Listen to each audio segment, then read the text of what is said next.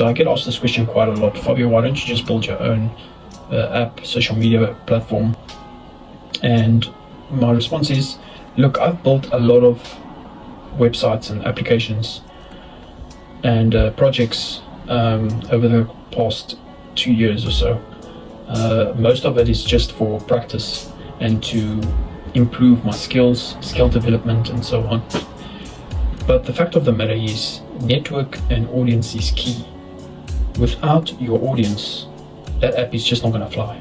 You can build an app, but if you don't have a network, who are you going to sell your product to? Who's going to use your product? Or who's going to use your service? Do you get what I'm saying? So what is fundamental? And the very first thing you should do, especially if, let's say, if you're not a software engineer working for a company no longer, let's for instance say you want to start your own startup. The first thing that's crucial is to build your audience, your network. You have to be humble, use other social media platforms, and build start accounts, start your own profiles on those social media platforms, connect them through backlinks or branch them out through a link tree, you name it. And grow your audience. And you have to have some personality behind that, because your audience also needs to trust you.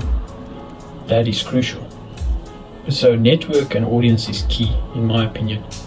Before any app is even built, you need a network. This is fundamental.